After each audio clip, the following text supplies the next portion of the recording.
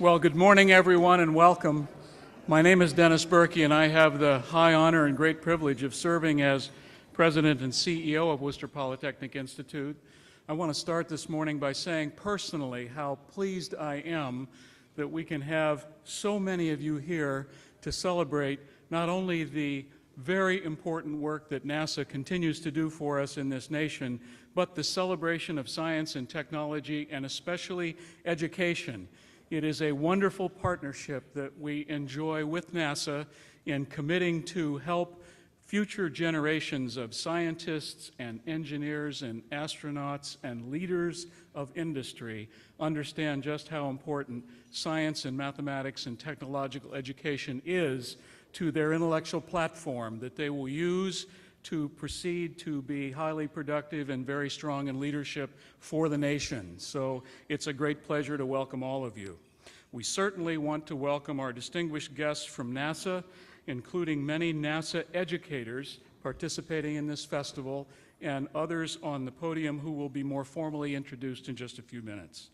I want to welcome our political delegation, including guests on the platform, and our state senators Harriet Chandler and Karen Spilka and Representative Harold Naughton. I want to welcome the many Worcester area business leaders and presidents and staffs from the other colleges and universities of our city. A special welcome to Melinda Boone, the superintendent of the Worcester Public Schools, and to many other educators, committed parents, and students for making time in your schedule today. We are honored at WPI to be the first university to host a Centennial Challenge, demonstrating important partnerships of universities and federal agencies to work together to solve important problems. I want to say especially about NASA how much we at WPI appreciate not only their leadership in space exploration and the ways they have been so encouraging and so inspiring to generations now of young people in this country, but for the enormous technological contributions that the agency has made to our daily lives. The technological advances that many of us just don't realize come out of the high intensity work that is done by this agency. It is a vitally important arm of the nation's advance, and we're so proud to have our NASA colleagues with us today. NASA has asked WPI not only to host this competition, but to create a destination for younger populations to engage with the possibilities of science and engineering. And we feel uniquely positioned to bring the robotics expertise and STEM education component very prominently into the center stage for today's activities. I want to begin by introducing and inviting to the podium our Congressman James McGovern. Jim has represented our 3rd Congressional District in Massachusetts since 1996. He is a tireless advocate for his district and for the nation, and certainly is a great friend of WPI. He's passionate about this economic recovery and job development in central Massachusetts. He's authored legislation in support of Pell Grants to provide crucial financial resources to allow young people to pursue higher education. 2 of his sisters are school teachers in the Worcester Public School System. Today's activities resonate very strongly with Jim's hope for a better future for the children and for his constituencies. It's a great pleasure to introduce Jim McGovern. Thank you. Well, let me thank my friend Dennis Berkey for the great introduction, and I want to thank him and all my friends at WPI for inviting me to participate in today's events. I'm pleased to see so many innovators gathered here to showcase their robotic creations and compete for prizes. I welcome you, and I hope that you all enjoy our city, if you're not from here, and I hope that you enjoy all that this great city has to offer. I want to thank WPI again for hosting the NASA Centennial Challenge this weekend. WPI is a world-class research institution located in my hometown, so I take credit for it everywhere I go. Through its cutting-edge programs, WPI helps to attract some of the brightest students in the country to right here in central Massachusetts. And it's working. This area is quickly becoming a hub for some of the robotics industry featured here today: video game design, biotechnology, and many more technologically innovative startups.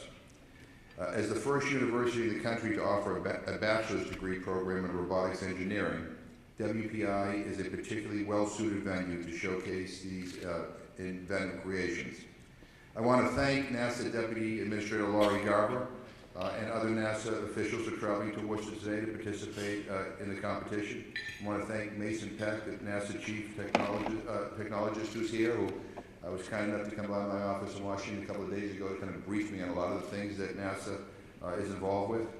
We are exceptionally lucky to have one of our nation's most treasured organizations supporting strong math and science education and research at every level, from elementary schools through higher ed. Additionally, NASA is doing some truly groundbreaking research that has real-world applications and touches all of our lives. I believe that as we work to compete in a more globalized world, investments in aerospace technology are more important than ever. These technological investments have led to efficiency improvements in ground and air transportation, improved biomedical applications, and have even supported the creation of cameras found in our cell phones. Companies throughout Massachusetts have partnered with NASA to develop and improve technologies that assist in surgeries, insulate people and materials against extreme temperatures, and help U.S. troops in Iraq and Afghanistan clear caves and bunkers, search buildings, and deal with the dangers posed by improvised explosive devices. These advancements and the research that you are displaying here today can lead to innovative discoveries and will advance our scientific knowledge in ways we may not even imagine. As you can imagine, I visit a lot of companies and go to a lot of conferences in Massachusetts and throughout the country. But there is little that I do that is as exciting as this event, which gives us a glimpse of the tomorrow that's being built by the trailblazers of today. And let me just say one final thing. I think we all, and I include myself in that we all, need to do a better job about talking about the importance of NASA to constituencies that may not quite understand what NASA does. It is more than rockets and Star Trek and Star Wars. It is, as I mentioned and President Berkey mentioned, a whole bunch of very localized advancements that we all pretty much take for granted. And when we cut back on that investment, we cut back not only on the chance that we will develop more advancements, but we also put ourselves at an economic disadvantage. I'm not an engineer. I've seen some of the exhibits. I can't even begin to understand what these exhibits entail to put together. But I do know this as a member of Congress. I want very much to see our economy grow. I want more people working. I want to see our manufacturing back up and running again. And I know enough of what I've seen here today and what I've seen over the years here at this university that the key to the future of our economy is right here. So we need to do those investments. When Mason was by my office, I was telling him that sometimes people ask me, why do we spend so much money in outer space? Why don't we spend more money right here on Earth? And he had a great response. He said, we don't spend any money in outer space. We do spend it all here on Earth. And research grants, and and developing parts for whether it's the space shuttle or devices that we're going to use to do space exploration. Those things put people to work right here. We need to better connect those dots. So I'm reinvigorated by what I see here, so that when I go across my district talking to various business groups, I will incorporate robotics and the importance of NASA in my conversation. I'm very grateful that this is happening here today, and I'm grateful to all of you for inviting me to participate. I look forward to learning more about your projects and more about ways that we can marry the stuff that we're talking about here today to our public schools and to our colleges as well, because STEM education is vitally important if this economy is to remain number one. And we have a lot of work to do, but this is an exciting day, and I am very grateful to all of you who are participating. Thank you.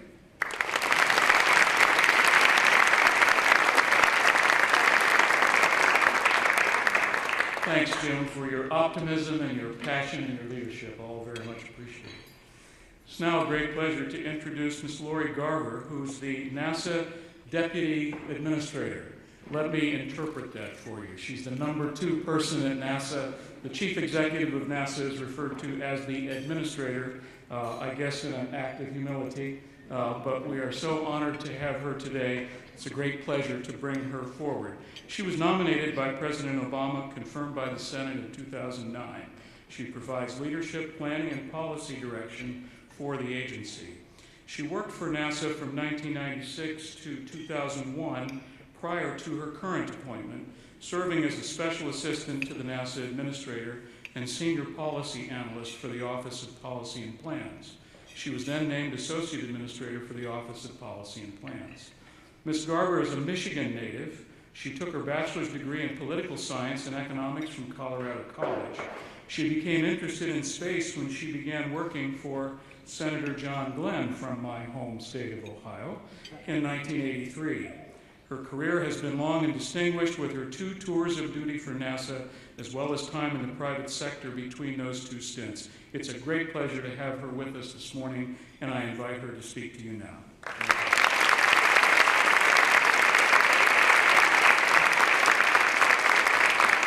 Thank you very much, President Berkey. It is fabulous to be here.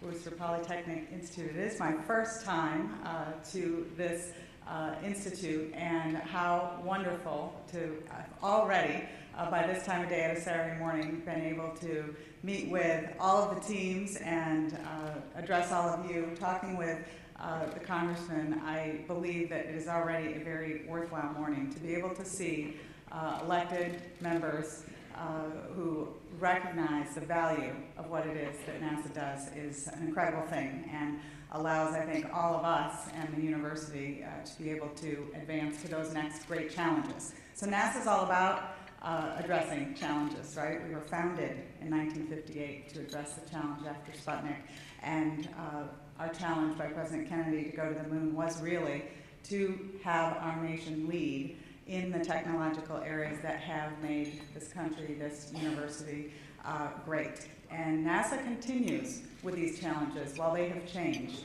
While we were all about beating the Soviet Union back in the 60s, our challenge today is working internationally in peaceful ways with the Russians on the International Space Station.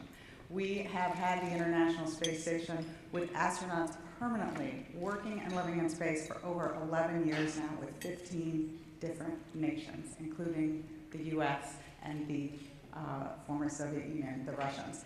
I just want to highlight that we have 2 such astronauts here today. Lee Morin, who is showing off his astronaut status. I'm sure we made him at NASA headquarters, so thank you for wearing your blue suit. Astronaut, and Chris Ferguson, who is now with Boeing, who you'll hear from later, but also an astronaut. So I know lots of you want to grow up to be astronauts, and I'm here to tell you that while my political science and economics degree didn't get me to be an astronaut, I do get to work at NASA, and I say if you want to work in space and those activities that we're doing that are of such great value, go get one of those STEM degrees, or, and I don't normally say this in front of Congress, get a political science degree and come up with Congress. But it is a fabulous thing to do, because we are all about providing that value to the public and keeping this nation on the cutting edge and driving innovation and technology to keep us in a leadership position. NASA is doing that today in new ways, in new partnerships. You have most recently seen the Dragon spacecraft dock to the International Space Station. We have a competition right now for not only providing that cargo to International Space Station, but also our precious astronauts over the next at least 8 years of the space station. We will have our International Space Station until 2020, and as we are spending less on those transportation needs to low Earth orbit for NASA, we are investing in rockets and spacecraft that are going to go beyond again. Back around the moon initially for test flights, and the President has set a goal of going to an asteroid by 2025 and onto Mars in the mid-2030s. So the challenge we have today, literally, with those of you who are developing these robots, is to, in preparation for humans going to Mars, to go to Mars and pick up a sample, and return it to the Earth. So I saw and met a bunch of the students who are doing that today, and I'm very excited to see the competition. But why do we do prizes at NASA? If we are about technology and innovation, this is a way to advance technology and innovation. It is a great way to solve some of these great challenges that NASA is all about solving, and to help us continue to inspire future generations to go into these fields, which again will help fuel our economy and give us all a better future. So NASA's vision is to reach for new heights and reveal the unknown so that what we do and learn will benefit all humankind. So what a great place to work, right? We do the hardest things that have never been done. And do we do it just to do it? No, we do it to benefit all humankind. Lots of ways to benefit humankind. Human health, our environment, pushing the technology, and help our economic and national security base. So it is great to see so many people continue to be excited about NASA. We have a very vibrant future. So as we explore the universe, we continue to need autonomous robots. Folks here, much smarter than me, are showing us how we can do that in very creative ways. We have teams from 2 members to 60 members, from students to adults, and it is great to see them being inspired by prizes. So in prizes, NASA doesn't have to spend the money until we solve the challenge, right? Prizes have been there as a tool for innovation for centuries, and the most famous one, perhaps the Orteig Prize, where Charles Lindbergh won it by going across the Atlantic Ocean. And in that prize alone, his team raised over twice the $25,000 prize money, and they were not the only team. So it is a way to leverage, in our NASA view, since we are funded by the taxpayer, a better value for your taxpayer investment to get you a lot more innovation, and a lot of people have different ideas about how to solve these challenges. So we pay only for success and establish a goal that is meaningful, that is something we need to do, and then a lot more people get to help reach that goal. They inspire risk-taking. I saw a lot of people today letting us know that they're not going to make it today, but they will be back next year. One gentleman is wearing a "Yes, failure is an option" t-shirt. And I commented right away when I saw it, and he lit up. He said, "I wore it for you. I saw NASA was coming." And you know, that's great, because my boss, Charlie Bolden, the head of NASA, 4-time astronaut, 2-star Marine general, has told our leadership team often, he has never learned from a success. You learn from failures. And so while we hope to give away some monies today, we would love, absolutely, to have winners. For those who are not able to make the challenge today, you're learning from it, and I even have learned from you. So I so appreciate that. The benefits, of course, are crucial to NASA as we open this next chapter of space. We talk about human spaceflight and robotic spaceflight like they're 2 different things, but they're not. Not only do we not spend any money in space, my favorite line from an astronaut was, "Yeah, took my wallet, but there was nothing to buy." There's nothing, no stores in space. It's all spent right here on Earth. But also, these technologies don't build themselves. These rockets don't build themselves. It's all about people. It is the people throughout the agency and our contractor community and our academic partners who help us create the future. So thank you for being here today and giving up your Saturday. I could not be more excited. This is one of the greatest things I get to do as well. While it is fabulous to be the deputy of NASA, it truly is about all the things that you are doing here today and representing with the Centennial Challenges. So thank you for having me. I look forward to the day.